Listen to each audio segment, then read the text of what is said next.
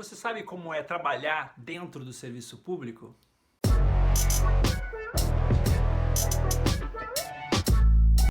Hoje eu vou compartilhar um pouco da minha história com você e falar um pouco da minha rotina para que você possa entender como que funciona, como que é a rotina do servidor público federal. Bom, algumas coisas são opiniões, então é opinião baseada naquilo que eu vivi. Então, o serviço público ele é imenso e repleto de realidades diferentes. Então, pode ser que um outro cenário seja um pouco distinto. Mas eu peguei alguns aspectos que são gerais.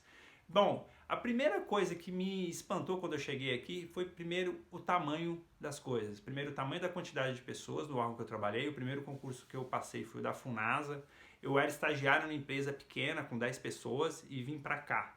Então, num dia eu estava numa sala que todo mundo trabalhava junto, no outro dia eu trabalhava num prédio com uma centena de pessoas. Então, esse foi o primeiro espanto. E o segundo também, o volume de recursos que era gerido dentro daquele órgão na área que eu trabalhava. Eu sou da área de TI e o orçamento lá era um orçamento milionário. E a realidade de muitos órgãos da administração pública, né? Os investimentos em TI são investimentos altos, porque a tecnologia hoje ela cumpre um papel fundamental na execução de políticas públicas. Haja o ProUni, SISU, enfim, tem várias políticas públicas hoje que são ancoradas em tecnologia da informação. Então, a primeira coisa que eu assustei foi isso. Eu falei, puxa, caraca, que loucura.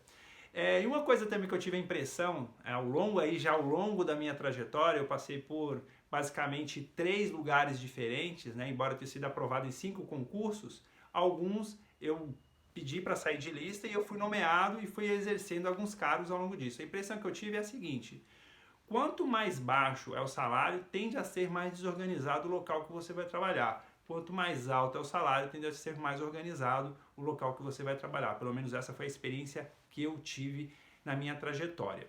Um outro aspecto que é interessante também é que a chefia dentro do serviço público tem às vezes caráter político e às vezes caráter técnico. Então, às vezes você pode ser chefiado por alguém de indicação política, às vezes você pode ser chefiado por um colega que passou no mesmo concurso que você ou com outro servidor de carreira. Isso vai variar muito de cada órgão. Alguns órgãos têm mais interferência política, outros órgãos têm menos interferência política.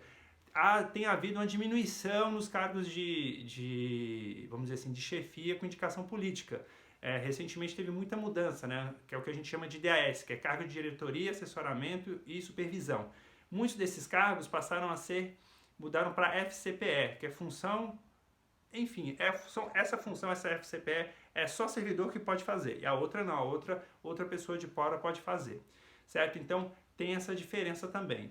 E o ambiente de trabalho, o local que você trabalha, depende muito da sua chefia. Às vezes o órgão tem uma cultura, mas o seu chefe é mais rígido com alguma coisa. Enfim, essa questão que às vezes a gente fala assim, de flexibilidade de horários, essa coisa, vai depender muito da sua chefia e da característica do seu órgão, de como que ele funciona. Mas a impressão que eu tive é muito essa, porque às vezes tem órgãos que são mais flexíveis, vamos dizer assim, que permitem às vezes teletrabalho, que permitem outras coisas, mas às vezes a chefia barra esse tipo de coisa. Então isso vai depender muito da sua chefia direta do seu futuro órgão. Falando de teletrabalho, dentro do Poder Executivo Federal, alguns órgãos já têm adotado essa modalidade.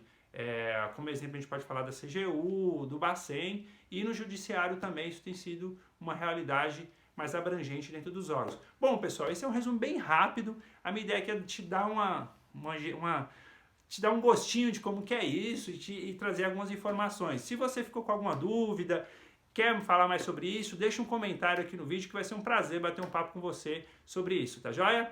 Forte abraço e bons estudos!